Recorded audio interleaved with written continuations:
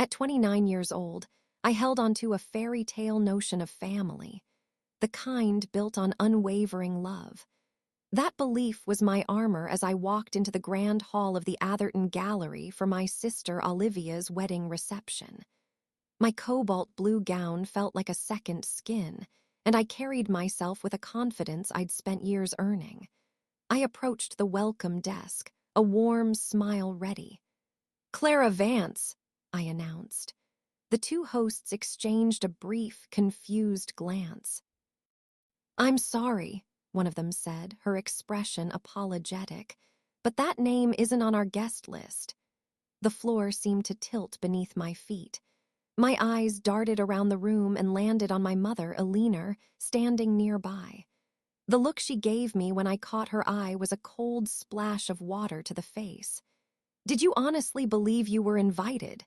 she asked, her voice a low, sharp whisper. "We don't allow strangers at family events."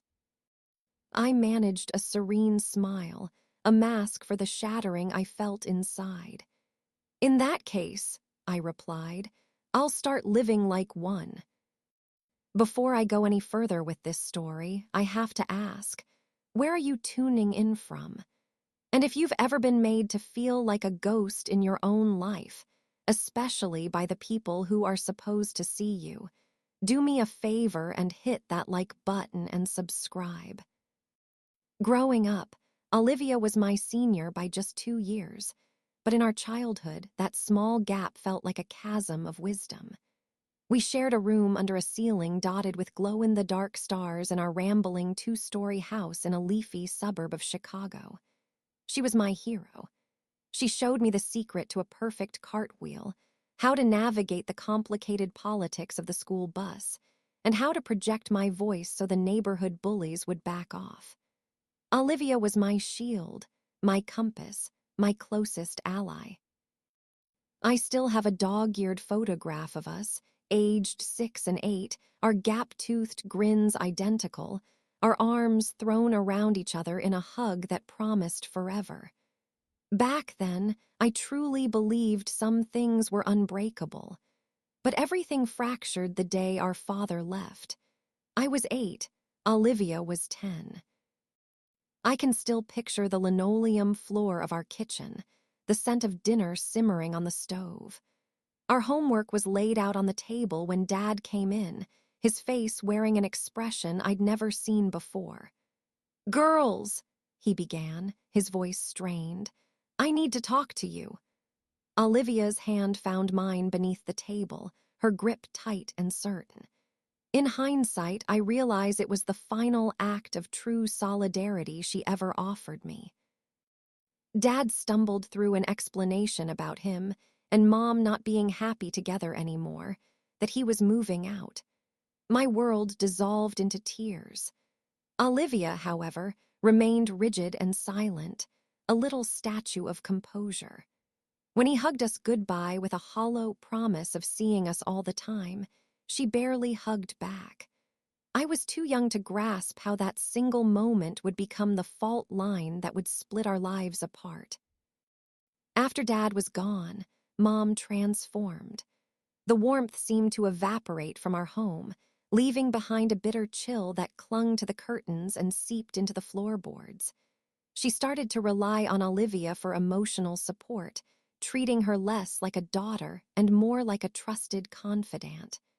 "You're the only one who truly gets it," she would murmur to Olivia while I was in our room, trying to make my dolls have a happier family life. "You're so much like me." The unspoken part was that I was too much like my father, imaginative, sensitive, and prone to big emotions. The favoritism began to show itself in small, sharp ways. For Olivia's 11th birthday, Mom surprised her with a weekend trip to the city, just the two of them. "For my sophisticated young lady," she'd beamed. 4 months later, for my 9th, I got a new winter coat and a set of encyclopedias. "We have to be sensible with our money now," Mom stated flatly. Olivia wore the memory of that trip like a badge of honor. By the time we hit middle school, Olivia had cemented her role as Mom's loyal lieutenant. If I asked to tag along on their shopping trips, she and Mom would share a knowing glance. "It's just boring adult stuff, Clara," she'd say, even though she was only 13. They cultivated a world of inside jokes that I was never privy to, of conversations that would abruptly halt the second I entered a room. Our household had a clear and unshakable pecking order. Mom was the queen, Olivia was the heir apparent, and I was the court jester, permanently on the outside looking in. This dynamic was never clearer than on report card days.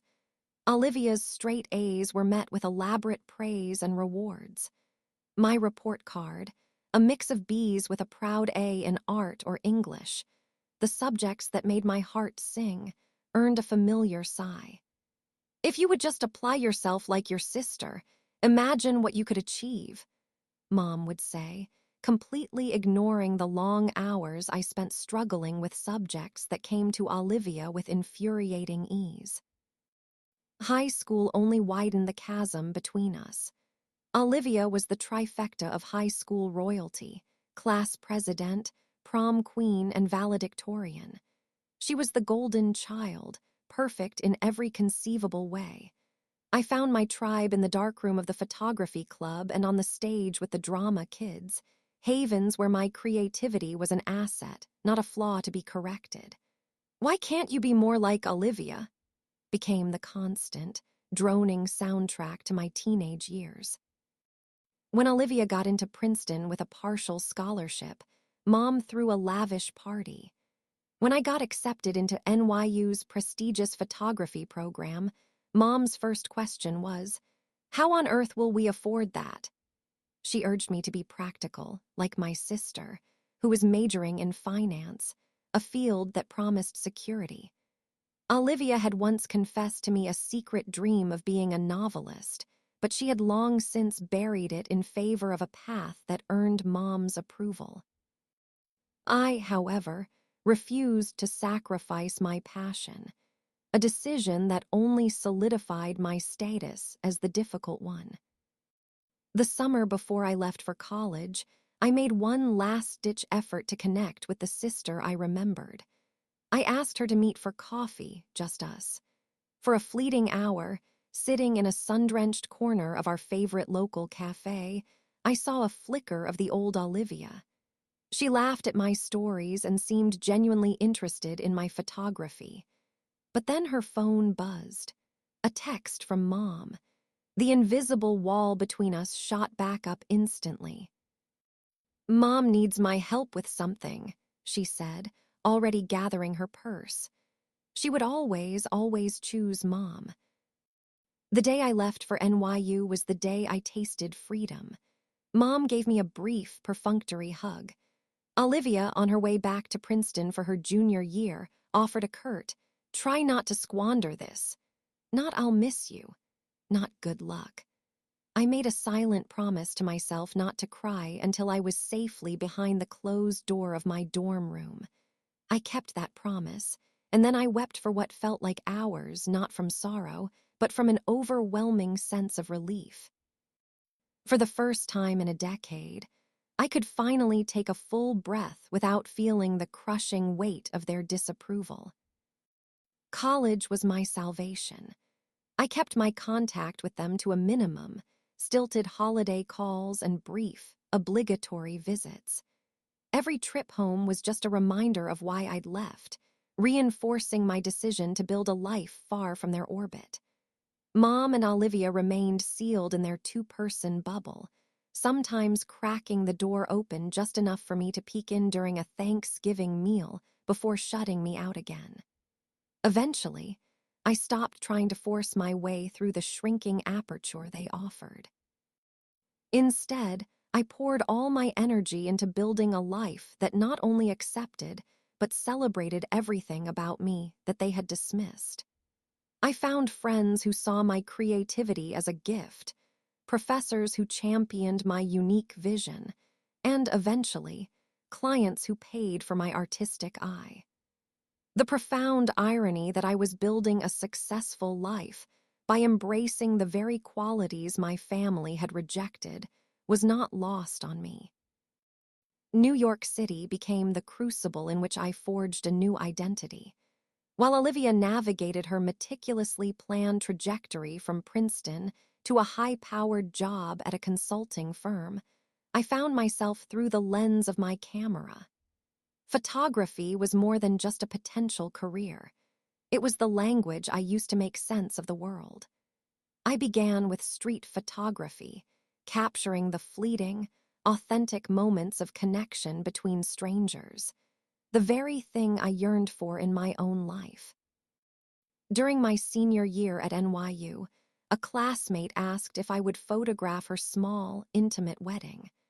"I just love how you capture the real emotions," she told me. That single wedding became a catalyst. One gig led to another, and then another. I discovered I had a knack for immortalizing the quiet, sacred moments of a wedding day. The nervous tremor in a groom's hands, the secret, knowing glances exchanged between a couple, the unbridled joy of a family celebrating. It was a beautiful, painful irony. My calling was to document the love that bound other families together, while my own remained hopelessly fractured. By the time I was 26, Clara Vance Photography was a thriving business. I had a small but stylish studio in Brooklyn. My work had been featured in several prominent wedding blogs, and I was able to command top-tier rates. My calendar was booked solid for months, sometimes years, in advance. My success became my shield and my validation, tangible proof that the path my family had scorned held real value. My interactions with Mom and Olivia remained sparse and predictable. Stilted birthday phone calls and tense Christmas visits that seemed to get shorter with each passing year. I developed a set of self-preservation rituals, a 10-minute meditation before dialing their number, scheduling a joyful activity with friends immediately after a visit. I constructed emotional boundaries that were as solid as fortress walls. Then, on a completely unremarkable Tuesday afternoon, my phone screen lit up with Olivia's name. It was the first time she had actually called, not texted, in years. "Clara," she said, using my full name, which felt both formal and strangely intimate. "Olivia, is everything okay?" My mind immediately jumped to the worst-case scenario. "Everything is wonderful," she chirped, her voice filled with a warmth I hadn't heard directed at me since we were children. "I'm engaged." The news hit me like a rogue wave. In our infrequent conversations, she had never once mentioned a serious relationship. His name was Mark Sterling, a colleague from her firm she had been seeing for 2 years. 2 entire years of my sister's life that were a complete blank to me. "I would really love for you to be a part of this, Clara," she said, her voice thick with sincerity. "I know we've drifted apart, and a lot of that is my fault, but this feels like a real chance for us to reconnect." Against my better judgment, a dangerous little flower of hope began to bloom in my chest. "I'd like that," I replied, my voice cautious. "Actually," she continued, and her tone shifted into one I recognized all too well, the one she used when she was about to ask for something. "I have a big favor to ask. We're having an engagement party next month. Would you be willing to photograph it? You're just so incredibly talented, and it would mean the world to me to have my sister's artistic touch on our special day." Faint alarm bells started ringing in the back of my mind, but I chose to ignore them. This was it. This was the olive branch I had been waiting for, my chance to finally repair the broken bridge between us. "Of course," I agreed without hesitation. "I'd be honored." I spent the following month lost in a fantasy of reconciliation. Maybe getting engaged had softened Olivia. Maybe the years and the distance had given her a new perspective. Maybe, just maybe, we could finally rebuild what our family's dysfunction had destroyed. The engagement party was held at a chic, upscale lounge in downtown Chicago. I arrived early to scout the location and set up my equipment, dressed in an outfit that was professional enough for work, but stylish enough to let me blend in as a guest later. Mom arrived with Olivia and Mark. She gave me an air kiss that didn't make contact with my cheek. "Oh, good, the photographer's here," she announced to the room at large, as if I were just another hired vendor. "Mom, that's Clara." Olivia corrected her quietly, but the sting of the comment lingered. Olivia introduced me to Mark, a handsome man with kind eyes and a warm, genuine smile. "Olivia talks about you all the time," he said, shaking my hand firmly. I couldn't help but wonder which version of me he had been hearing about. For the next 3 hours, I was a ghost at my own sister's celebration, experiencing her milestone through the detached intimacy of my camera lens.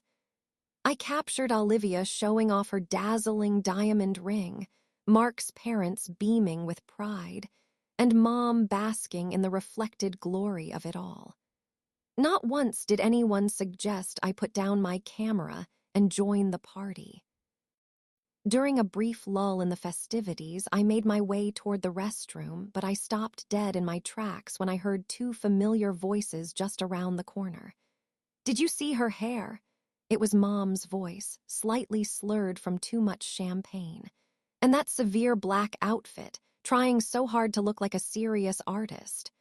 "Mom, be nice," Olivia giggled, a sound that cut me deeper than any insult. "She's doing us a favor." "A favor we're paying her for," Mom retorted. "Don't think I haven't seen her website. $1,000 for an engagement party. It's absolute highway robbery for someone who couldn't be bothered to get a real job." "Well, at least she's useful for something," Olivia said with a light laugh. "And it's cheaper than hearing a total stranger."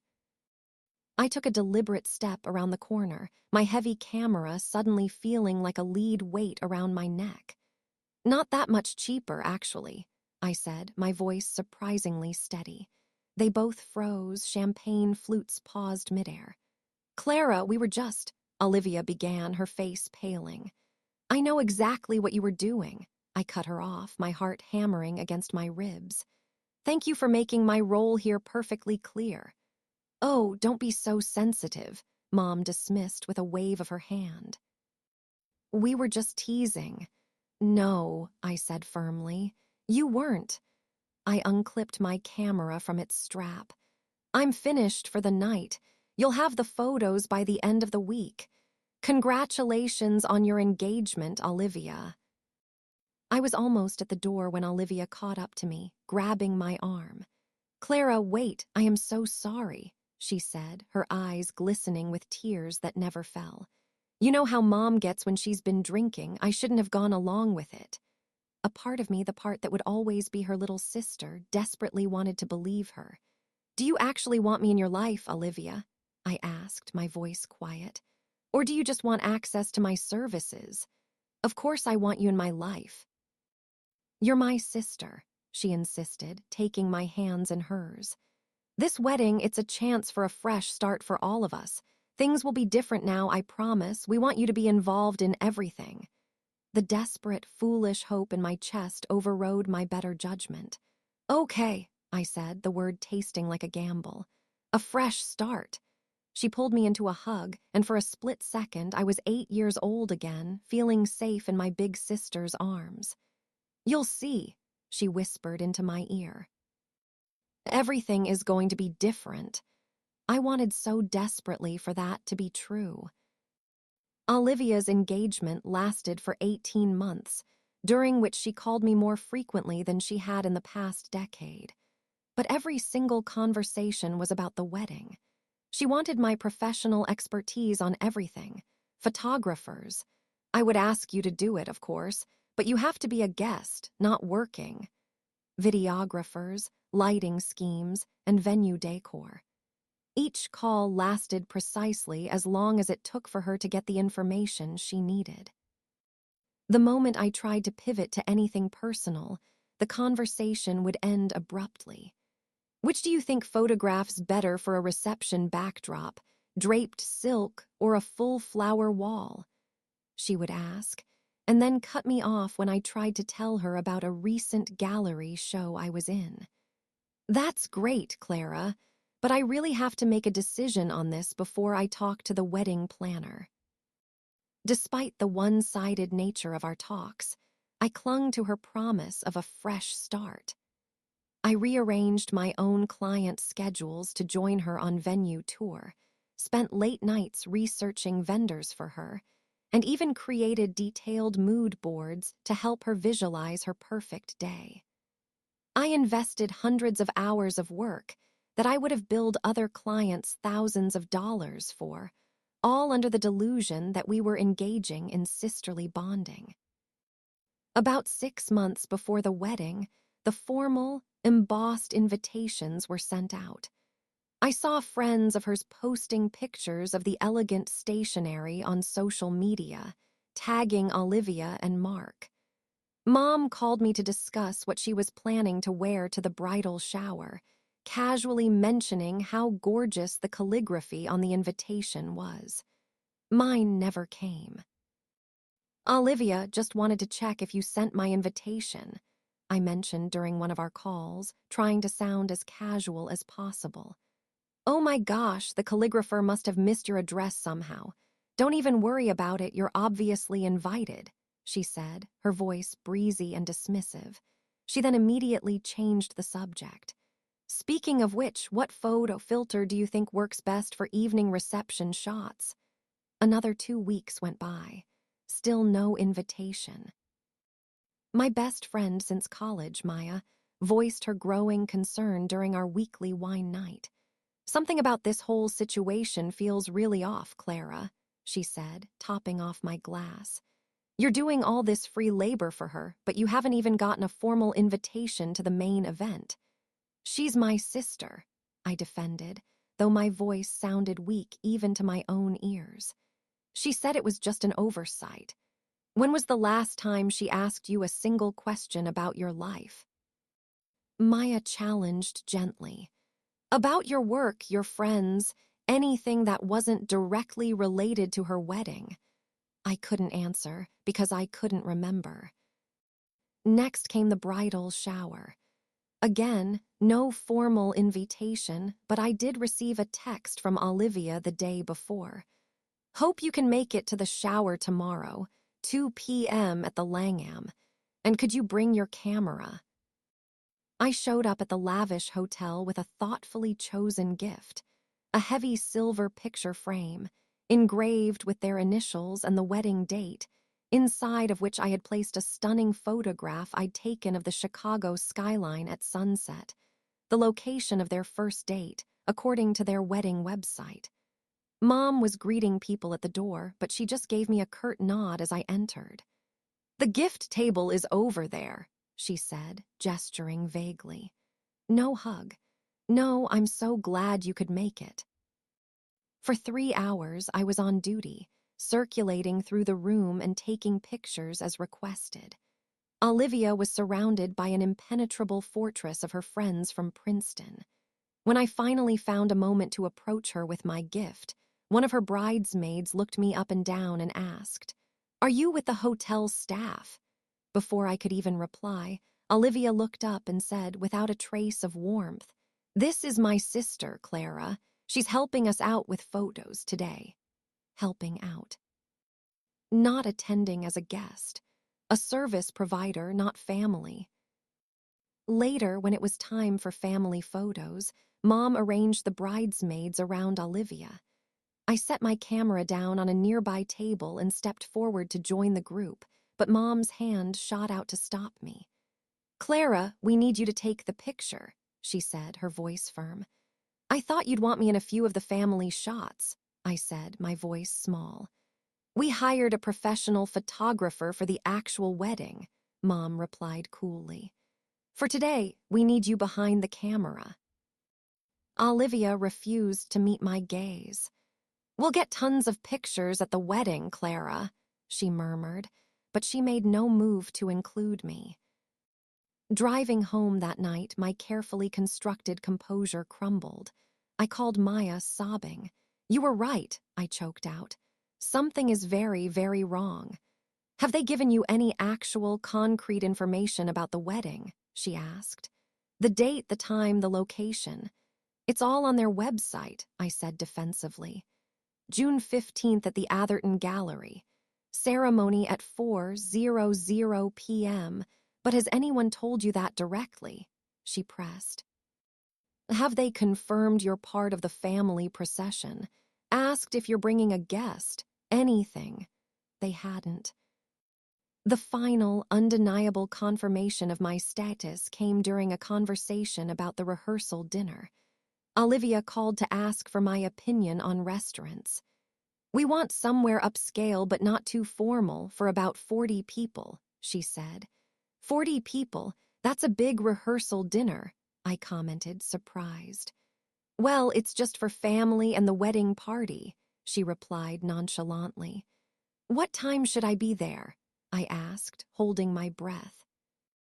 The silence on the other end of the line lasted just a beat too long. Oh, she said, suddenly backpedaling. We're actually keeping the dinner itself super, super small. Just the immediate family and the people in the bridal party. I am immediate family, I stated quietly. You know what I mean, Clara, she said, her tone shifting to the one she used when I was a child, the one that implied I was being deliberately obtuse. Mom's side, Mark's parents, the people actually in the ceremony. We'll see you at the wedding, though. Speaking of which, do you think blush or champagne uplighting photographs better? I hung up the phone without answering her question and finally allowed myself to face the devastating truth. I wasn't just being taken for granted. I was not invited to my own sister's wedding. I was simply a free consultation service she had been exploiting for over a year. Even with this crushing realization, a desperate, naive part of my soul refused to believe that Olivia and my mother could be so calculatingly cruel. Maybe there had been a series of terrible misunderstandings. Maybe the invitation really did get lost in the mail. Maybe I was just being overly sensitive and reading into things. So I bought the dress. It was an elegant, floor-length cobalt blue gown that cost more than I could really afford. I had it tailored so it fit like a glove. I bought them a beautiful, meaningful wedding gift. I cleared my work schedule, turning down paying clients, and booked myself a room at a hotel in downtown Chicago for the wedding weekend. I was, for all intents and purposes, officially uninvited, but I was going to go anyway. I needed to see their rejection with my own eyes, to hear it with my own ears, before my heart would finally let go of the fantasy it refused to abandon. June 15th arrived, a perfect, sun-drenched summer day, the kind of day every couple dreams of for their wedding. I woke up in my quiet hotel room and immediately checked my phone. There were no messages from Olivia or Mom. No last-minute texts with details or instructions for where family members should meet. Just a promotional email from the hotel's spa and a good luck today, you got this, text from Maya. I took my time getting ready, performing each step with a deliberate, almost ceremonial slowness. I curled my hair carefully, applied makeup that was subtle but flawless, and slipped into the cobalt blue dress that made my eyes pop. The woman who stared back at me from the mirror looked poised, successful, and like she belonged at a high-end wedding at a prestigious art gallery. For a moment, I almost believed it myself. The Atherton Gallery was a stunning modern building. its glass and steel facade gleaming in the afternoon sun. I arrived at 3:30 p.m., giving myself plenty of time to find the ceremony space and get a seat. The lobby was already buzzing with elegantly dressed guests, all holding ceremony programs and heading towards the elevators. My heart began to pound a frantic rhythm against my ribs as I followed the crowd. At the entrance to the second-floor event space, a velvet rope was guarded by a security officer and two hosts with tablets. I took a deep breath and joined the line, clutching my small purse as if it were a life raft. When it was my turn, I offered the host my brightest, most confident smile. "Clara Vance," I said clearly. "I'm family of the bride." The young woman scrolled through the list on her tablet, a small frown creasing her brow. She scrolled through it again, then shot a questioning look at her colleague, who leaned over to see the screen. "I'm so sorry I don't seem to have that name here," she said finally. "Could you spell it for me?" "Vance," I confirmed, a hot flush of shame creeping up my neck as I felt the eyes of the people waiting in line behind me. "I'm Olivia's sister." The two hosts exchanged another uncomfortable look. "Just one moment, please," the first one said, stepping away to make a call on her headset. I stood there, rooted to the spot, a statue of public humiliation. Guests continued to stream past me, their curious glances feeling like tiny paper cuts. The moments stretched into an eternity until I saw my mother, Eleanor, striding towards me from inside the event space, her face a familiar mask of irritation. "Clara, what on earth are you doing here?" she hissed as soon as she was within earshot. "What do you mean? It's Olivia's wedding," I said, my voice shrinking to an embarrassingly small whisper. Mom grabbed my arm, her perfectly manicured nails digging into my skin, and pulled me to the side, away from the flow of guests. "We talked about this. You are not on the guest list." "We never talked about anything," I countered, my voice gaining a bit of strength. Olivia said. "Olivia said you would understand your role," Mom interrupted, her voice dangerously low. "Did you honestly think, after everything, that you would be invited as a guest?" "After what?" I demanded, my voice rising louder than I intended. A few nearby guests turned to look. Mom's smile was a thin, cold, practiced thing. "This is for family only, Clara, real family, not someone who abandoned us and only shows up when it's convenient." The words were like physical blows. "I am her sister. Sisters don't run off for years and then expect to be treated like royalty," Mom retorted. "Olivia was gracious enough to let you consult on her wedding plans." "That should have been more than enough for you." "Consult? I wasn't consulting, I stopped, the full, horrifying truth finally washing over me. "You never had any intention of including me as family, did you?" "Don't be so dramatic," Mom scoffed. "We just assumed you understood the arrangement. You're the vendor, Clara, not a guest." The vendor, like the florist, like the caterer, like the hired help. Just then, Olivia appeared, not in her wedding gown, but in a silk robe, clearly having been pulled from her bridal suite. Her face registered more annoyance than concern. "What is going on out here?" she demanded. "Mom, the makeup artist needs you back upstairs right now." "Your sister seems to be having some confusion about her invitation status," Mom replied dryly. Olivia finally looked at me, really looked at me, for the first time in what felt like years. I scanned her face, desperately searching for any trace of the girl who had once been my protector, the one who had held my hand so tightly under the kitchen table as our world fell apart. There was nothing there. "Clara, we talked about this," she said, her voice softer than Mom's, but carrying the same dismissive weight.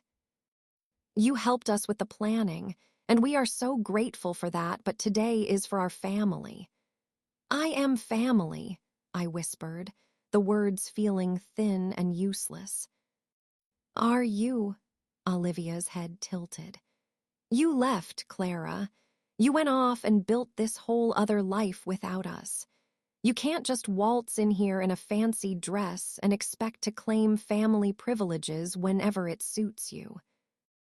Every single conversation from the past 18 months replayed in my mind in a sickening, high-speed montage. The abrupt way she ended calls when I tried to talk about my life. The endless questions that were nothing more than free consultations. The missing invitation. The exclusion from the bridal shower photos. The complete lack of any inquiry about a plus one. All the red flags I had so desperately and foolishly ignored because I wanted to believe I still mattered to them. I see, I said, a strange, cold calm settling over me, displacing the hurt. In that case, I'll start living like a stranger. Clara, Olivia started to say, but I was already turning away. I walked over to a nearby table, took the small, beautifully wrapped gift box from my purse and placed it down. Congratulations on your wedding, I said, my voice formal and steady. I wish you and Mark all the happiness in the world. I turned and walked away, my back straight, my gaze fixed on the exit, ignoring my mother's irritated call for me to stop being so theatrical.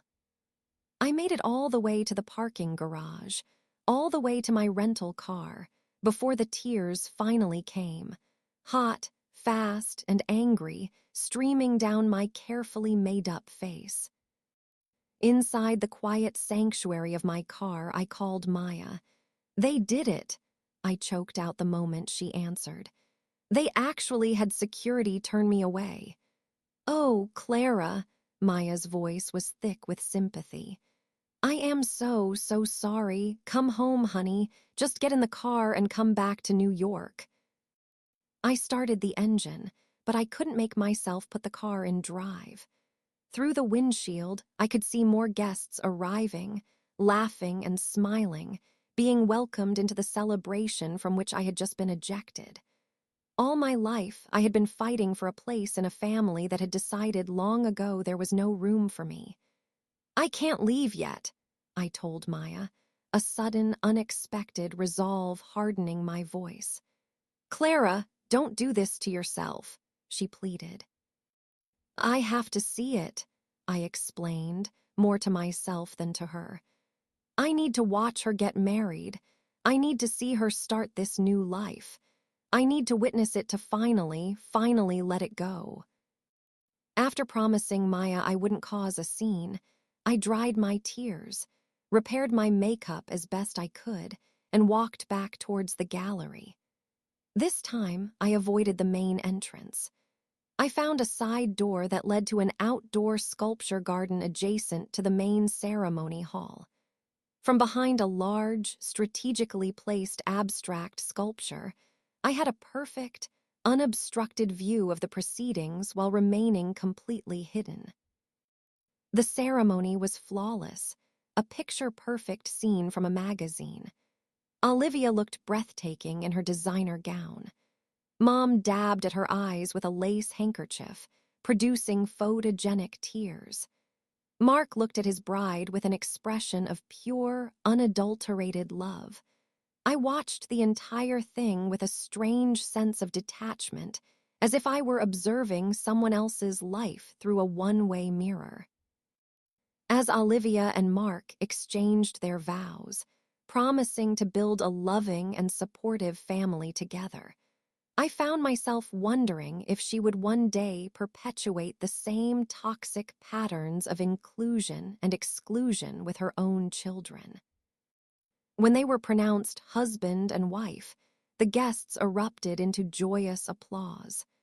I stood silently behind the sculpture, feeling the last, frayed thread connecting me to my family of origin snap with a quiet, final finality. It should have been devastating, but instead, I felt a strange and profound sense of liberation. As the guests began to file inside for the reception, my eyes fell on Mark's parents, a handsome, distinguished-looking couple I vaguely remembered from the engagement party. Unlike my own mother, they radiated a genuine warmth. They had been kind to me during our brief interaction, asking about my photography with what seemed like real interest. I wondered if they had any idea about the true family dynamics of their new daughter-in-law. On a sudden impulse, I decided I was going to find out. I waited until most of the guests had moved into the main reception hall, then slipped inside through a service entrance I had spotted earlier. The cocktail hour was in full swing. Champagne flowed freely, servers circulated with trays of elaborate hors d'oeuvres, and a string quartet played softly in a corner. I kept to the edges of the room, feeling invisible despite my formal attire. Years of shooting weddings had taught me how to navigate a crowded room without being noticed. My mind was a whirlwind of conflicting impulses. One part of me screamed to just leave, to salvage what was left of my dignity and walk away.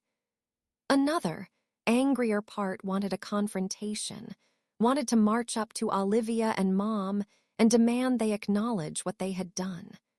But I knew, deep down, that neither of those paths would lead to any real healing or closure. I saw Mark's parents standing near the bar, chatting with another couple. Taking a deep breath, I summoned a professional, friendly smile and approached them. "Mrs. Sterling," I said quietly, waiting for a pause in their conversation. She turned, a look of brief confusion on her face before it cleared with recognition. "Oh, you're Olivia's sister, the photographer. Clara, is that right?" "Yes, that's me," I confirmed, making a mental note of how I had clearly been introduced to them, not as the sister, but as the photographer. "Your work is just beautiful," she said with genuine enthusiasm. "Olivia showed us the engagement party photos. You have a remarkable talent." "Thank you," I said, then hesitated for a beat before continuing carefully. "I'm actually not working today. I'm here as family." Mrs. Sterling's brow furrowed in confusion. "Oh, I thought. Well, Olivia mentioned that you preferred to help out with the creative side of things rather than just attending as a guest. Something about feeling more comfortable behind the camera." The lie was so neat, so plausible. It stung more than the outright exclusion. Olivia hadn't just rejected me. She had crafted a narrative that painted her rejection as my own choice. "That's not exactly the whole story," I said quietly, "but it's her wedding day. She deserves to tell her own version of it." Mr. Sterling turned to join us, a flute of champagne in each hand. "Everything all right, my dear?" he asked his wife, offering her a glass. "Perfectly," she replied. "We were just chatting with Olivia's sister." "Ah, the famous photographer," he said warmly. "Olivia speaks so highly of your work, though she did mention you were probably too busy with another commitment to make it today." Another lie. My entire weekend had been cleared for this event months in advance. "Plans change," I said simply. "If you'll excuse me, I should probably go find my seat." As I turned to walk away, Mrs. Sterling touched my arm gently. "Dear, the family is seated right up at the front, just over there," she said, pointing to the head table. "I believe Mark made sure to reserve seats for all of the immediate family together." I followed her gesture to the long, elaborately decorated table at the front of the room. I could see the elegant place cards from where I stood. Eleanor, Mr. and Mrs. Sterling, the maid of honor, the best man. There was no place card for Clara Vance. "Thank you," I said, not bothering to correct her kind but mistaken assumption. "Please enjoy the reception." I moved through the crowd and approached the head table from the back, confirming what my gut already knew. No place had been set for me. I wasn't just uninvited. I had been deliberately and completely erased. The finality of it should have crushed me, but instead, it solidified something that had been crystallizing within me since I was turned away at the door. My family hadn't just excluded me today. They had been excluding me my entire life. This wedding was simply the grand, public finale to a pattern that was established decades ago. For years, I had operated under the flawed belief that if I could just be successful enough, if I could prove my worth, if I could extend enough olive branches, I would eventually earn my place in their world. In that moment, I finally understood the painful, liberating truth. No amount of achievement would ever be enough, because the problem had never been with me. It had been with their inability to see me as a whole person, separate from their own needs, expectations, and projections. As this profound realization settled over me, a strange and powerful calm washed through my body. I could continue this toxic cycle, fighting for their approval and twisting myself into knots to fit their narrative. Or I could finally, fully break free. A server walked by with a tray of champagne. I took a glass, found an empty table in a dimly lit corner of the vast room, and considered my next move. I could leave now, drive back to New York, and begin the long, painful but necessary process of grieving the family I never really had. I could cause a scene, grab the microphone, and publicly expose their lies. But that would only play into their narrative of me being unstable and attention-seeking. Or I could stay. I could observe.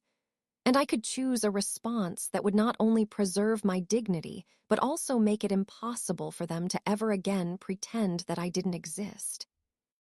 The reception unfolded with predictable tradition. The first dance, the toasts, the cutting of the cake. I watched Olivia dance with our mother, a substitute for the traditional father-daughter dance, and I remembered how Dad's departure had been the event that cemented my status as an outsider. The happiest Olivia looked all night was during her dance with Mark. Perhaps, I thought, it was because he represented a family she had chosen, not one she had inherited. During the toasts, Mom delivered a tearful speech about how proud she was of Olivia, how she had always known her brilliant and beautiful daughter would find a man worthy of her. To witness my only child marry her perfect match, she concluded, her voice thick with emotion, is truly all a mother could ever ask for. Her only child. The erasure was now public record. As dinner was being served, I noticed an open microphone had been set up on a small stage for guests to share impromptu well wishes with the happy couple. An idea began to take shape in my mind, not a plan born of anger or revenge, but one rooted in the simple, powerful act of telling the truth and finally claiming my own narrative. After dinner, as the formal program ended and the band started to play, the energy in the room shifted. This was my moment. I walked purposefully towards the stage during a brief lull between songs, my heart pounding but my hands surprisingly steady. "Hello, everyone."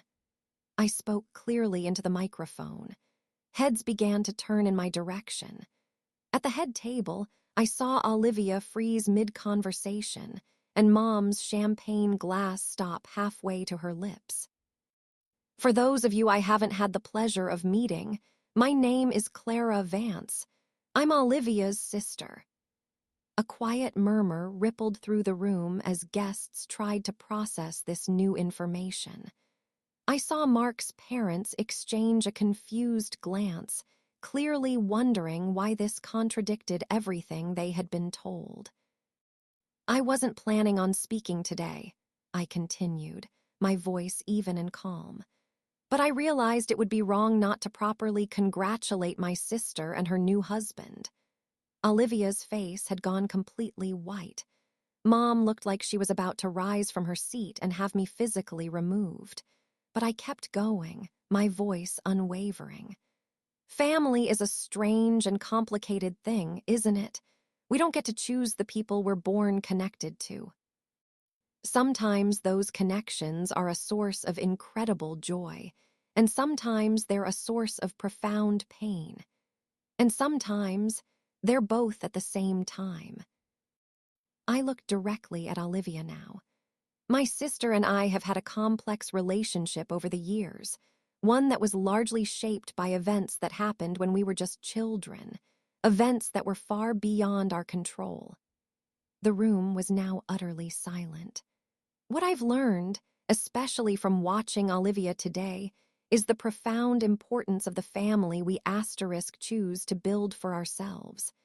The people we choose to surround ourselves with, to love, to respect, and to be honest with. I raised my champagne glass. Olivia, I truly hope you have found that with Mark. I hope you build something beautiful and lasting together, something founded on honesty, transparency, and genuine mutual respect. Mom was now frantically signaling to a nearby security guard, but Mark placed a restraining hand on her arm, his own expression troubled as he listened intently. I won't take up any more of your celebration, I concluded. I just felt it was important to acknowledge the truth of our family's story, because we can never heal what we refuse to acknowledge. I wish you both a lifetime of happiness in your marriage. I placed the microphone back in its stand and walked towards the exit, my back straight and my head held high. Behind me, I could hear whispers spreading like wildfire as guests began to piece together the implications of my words. I didn't look back. I didn't need to see Olivia's reaction or Mom's fury. I had spoken my truth with dignity and without malice, and now I was choosing to walk away, entirely on my own terms. Near the gift table, I paused just long enough to leave the present I'd brought. A handcrafted photo album filled with pictures of Olivia and me as children, from the time before the fractures in our family became irreparable chasms. On the inside cover, I had written a simple inscription. Remember who we were. Remember we loved each other once. Just as I reached the door, a hand touched my shoulder. I turned. It was Mark, his face a canvas of conflict and confusion. "Clara, wait," he said quietly. "I had no idea. Olivia told me you two had just drifted apart over the years, that you preferred your life in New York to big family gatherings. That's a much more convenient narrative, isn't it?" I replied, my voice gentle, not accusatory. "It's certainly easier than explaining the real reason she excluded me." "I would have wanted you here," he said, and the sincerity in his eyes made me believe him. "As family. Take care of her, Mark," I said, and I meant it. "She learned this behavior from somewhere. Maybe with you she can start to unlearn it." Before he could say anything else, I slipped out the door and into the cool night air, feeling lighter than I had in 20 years. I had finally stopped auditioning for a role in a family where I was never meant to be cast. I had almost made it to my car when I heard my name being called again. This time, it was Olivia's voice, breathless and sharp, as if she had run after me. "Clara, stop!" I turned around slowly. She was standing about 20 feet away, her expensive wedding gown clutched in her hands to keep it from dragging on the pavement. Her face was flushed with a chaotic mix of emotions: anger, embarrassment, and maybe, just maybe, a tiny flicker of shame. "How could you?" she demanded, her voice trembling. "At my wedding, in front of everyone. How could I tell the truth?" I countered calmly. "After you and Mom spent months lying to me, using me for my professional advice, and then having me physically barred at the door like a common criminal. You humiliated me in front of Mark's entire family," she hissed, taking a step towards me. "They're all in their right now, wondering what kind of horrible person would exclude her own sister from her wedding." "Well," I asked, my voice even, "what kind of person does?" I didn't humiliate you, Olivia.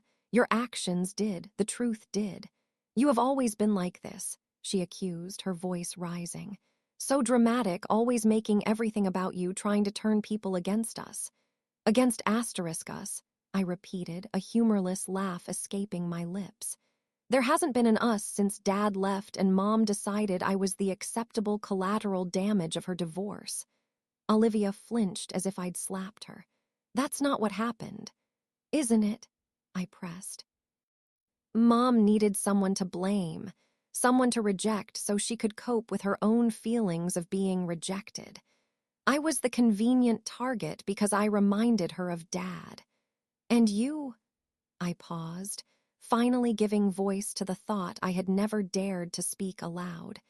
You went along with all of it because it secured your position as the favorite child.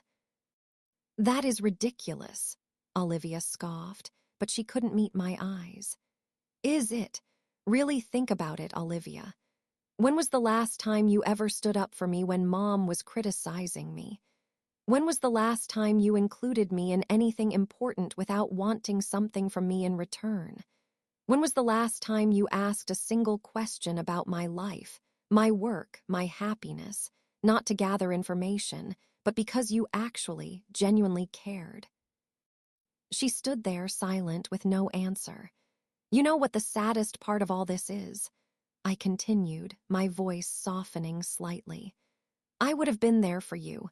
I would have supported you and celebrated you with no strings attached without keeping score, because that's what real family does. And what would you know about real family? She shot back. You're the one who left. You moved to New York and barely ever came home. I left because staying here meant I had to keep accepting the daily message that I was less valuable, less worthy of love. I explained patiently. But I never stopped trying. Every birthday card, every Christmas visit, every phone call, those were all me, trying to maintain a connection in the face of constant rejection. You and Mom are the ones who set the terms of our relationship, and those terms were that I was always on the outside. So this is all our fault, Olivia's voice was incredulous. You take zero responsibility for any of this. I take responsibility for one thing, I acknowledged. I take responsibility for allowing myself to be treated as less than I deserve for far too long. For believing that if I just tried a little harder, or achieved a little more, or made myself a little more useful, that you and Mom would finally see me. Behind Olivia, I saw Mom approaching, her expression thunderous. A small crowd of guests had drifted out of the reception, drawn by the drama. Among them, I saw Mark and his parents, their faces etched with concern. Olivia Sterling! Mom's voice was like a whip cracking through the quiet evening air. Get back inside this instant. You are making a spectacle of yourself. No, Mom, Olivia replied, surprisingly, without turning around. I'm having a conversation with my sister. Mom reached us and physically inserted herself between me and Olivia. There is nothing left to discuss. Clara has made her position perfectly clear with that pathetic little performance she put on in there, after everything we have done for her. I couldn't stop the short, incredulous laugh that escaped my lips. What exactly have you done for me, Mom, besides criticize me, exclude me, and undermine me at every turn? I raised you, she snapped. I fed you, I clothed you, I put a roof over your head. You fulfilled your basic legal obligations as a parent, I corrected her calmly. But you withheld the one thing a child actually needs, unconditional love. That was a resource reserved exclusively for Olivia. Don't you dare bring me into this, Olivia protested weakly. You brought yourself into this when you decided to use me for my professional skills and then banish me from your wedding, I replied. You brought yourself into this when you lied to your new in-laws about why I wasn't here. Mark stepped forward then. Is that true, Olivia? He asked, his voice quiet but firm. Did you deliberately exclude Clara? Olivia hesitated, trapped between her new husband's clear disappointment and her mother's lifelong expectation of loyalty. It's complicated, she hedged. It's really not, I interjected. Family fights are normal, disagreements happen, but what you and Mom did goes way beyond a simple disagreement. You systematically erased me from the family story because it was inconvenient to acknowledge my existence while still feeling entitled to my help. We did not, Olivia began. You told Mark's parents I was too busy with work to be here, I interrupted. You told them I preferred to be behind the camera. You introduced me as the photographer, not as your sister. And Mom just gave a toast where she referred to you as her only child. Those aren't accidents or oversights, Olivia. Those are choices. Mark's mother had now joined the circle. Is this true, Olivia? She asked, her voice gentle but firm, echoing her son's question. We were told that Clara chose not to attend as a guest. Olivia looked like a cornered animal. Mom tried to regain control of the narrative. This is a private family matter that doesn't concern. It absolutely concerns me, Mark interrupted, his voice steely. If my wife and my mother-in-law are capable of this level of deception and cruelty towards their own family, then that very much concerns me. The confrontation had grown larger and more public than I had ever intended. This wasn't what I wanted, not a public soap opera that would forever stain the memory of Olivia's wedding day. This isn't the time or the place, I said, a sudden wave of exhaustion washing over me. I've said what I needed to say. Olivia, congratulations again. I truly hope you find happiness. I turned to leave, but Olivia's voice called out one last time. So that's it.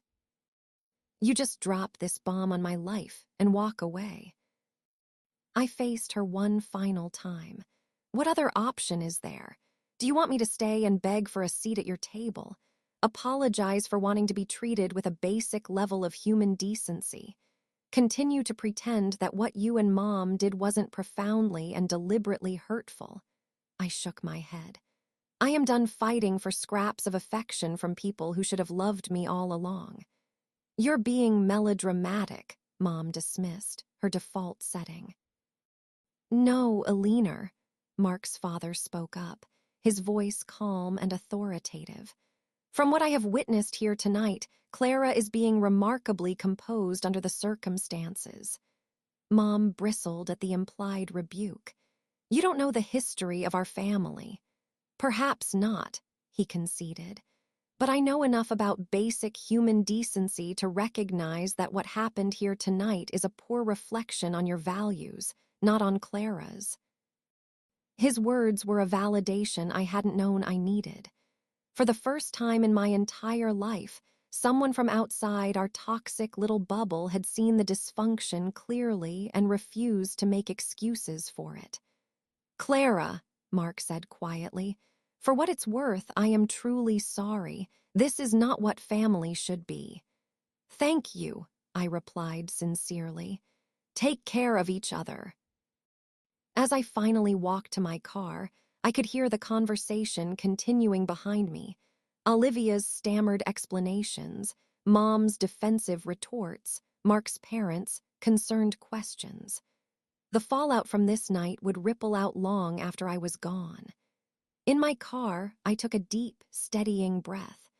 The confrontation hadn't been about revenge. It had been about truth. For decades, our family's dysfunction had been allowed to fester in the darkness of silence and denial. By speaking my truth, I had finally dragged it out into the light.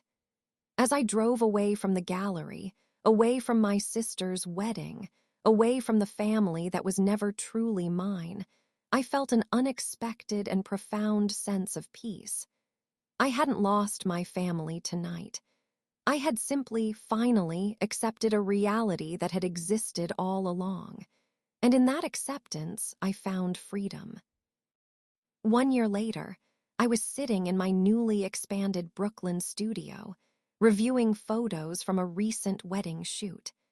Sunlight streamed through the massive loft windows, illuminating the exposed brick walls, which were now adorned with my own award-winning photographs. My business had grown to the point where I'd hired 2 associate photographers and a full-time studio manager. By any external measure, I was a success. But the most significant growth had happened internally. Through weekly therapy sessions, I had begun to unpack the complex family dynamics that had shaped me. I learned the clinical terms for my experience: emotional neglect, scapegoating, the golden child syndrome. I started to recognize the unhealthy patterns I had internalized, the relentless need for external validation, the subconscious belief that love was something to be earned, the tendency to settle for less than I deserved. "You are not responsible for someone else's inability to love you," my therapist would often say. Slowly but surely, I was starting to believe her. The circle of friends I had cultivated in New York became my true, chosen family. Maya, my rock through the wedding disaster, hosted monthly dinners where we would all gather to celebrate our wins, mourn our losses, and just be in each other's company. These relationships were built on a foundation of reciprocity, support, and mutual respect, a stark contrast to the conditional, obligation-based dynamics of my family of origin. We chose to show up for each other, not because of shared DNA, but because of shared values. 6 months after the wedding, an unexpected email from Mark landed in my inbox. The subject line was simple: checking in. He wrote that things had been complicated since the wedding, that he and Olivia were in couples counseling to work through the difficult truths that had been exposed that night.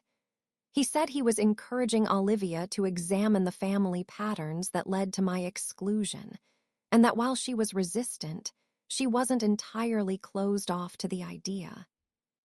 He didn't know if reconciliation between us was possible, or even if I wanted it, but he thought I should know that my words had made an impact. "Some seeds," he wrote, "just take longer to germinate." I appreciated his gesture, but I felt no urgency to reply. My healing was no longer dependent on their actions or acknowledgments. 3 months after that, another email arrived. This time, it was from Olivia. It wasn't quite an apology, but it was an acknowledgement. "I've been thinking a lot about what you said at the wedding," she wrote. "About Mom making me the favorite after Dad left. I always just saw it as us being close. Therapy is making me question a lot of things I took for granted about our childhood. I'm not ready to talk yet, and I understand if you're not either. I just wanted you to know that I'm thinking about it." It was the most self-reflection I had ever seen from her. I sent back a brief, kind reply, acknowledging her message without making any promises or demands. The door between us was no longer slammed shut, but it wasn't wide open either. It was just slightly ajar. Mom, predictably, remained steadfast in her narrative. I heard through the grapevine that she told anyone who would listen that I had ruined Olivia's wedding out of jealousy, and that I had always been difficult, just like her father. I had stopped expecting her to change, and in that acceptance, I found a strange kind of peace. As my personal life healed, my professional life began to flourish in new and unexpected ways.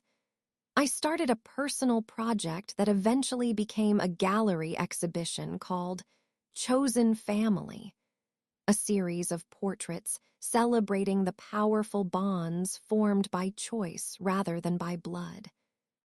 The show was a critical success, and on opening night, surrounded by the friends who had become my true family, I realized just how far I had come from the woman who had stood crying in a parking garage, desperate for a love she was never going to receive. Maya found me standing in front of the central piece of the exhibition. "Look at you," she said, linking her arm through mine. "Turning your pain into something beautiful. That's some powerful alchemy." "It's healing," I corrected her softly. "For me, and hopefully for anyone else who sees a piece of their own story in these pictures." As I write this, I'm packing for a trip to Chicago next month.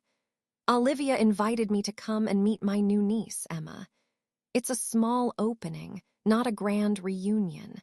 We will likely never have the idyllic sisterly bond I once craved so desperately. But maybe, just maybe, we can build something new. Something based not on the broken roles we were assigned as children, but on the women we are today. The journey from exclusion to belonging is not a straight line. There are still days when the old wounds ache, when the little girl inside me still longs for the unconditional love she never got. But those days are fewer and farther between. If there is one thing I have learned from all of this, it is this: your worth is not, and never was, determined by the people who were incapable of seeing it. Sometimes the most profound act of self-love is to stop begging for a seat at a table where you were never welcome, and instead to go out and build your own. Have you ever had to draw a difficult line with your own family? What did you learn from that process? I would be honored to hear your stories in the comments below. And if my journey,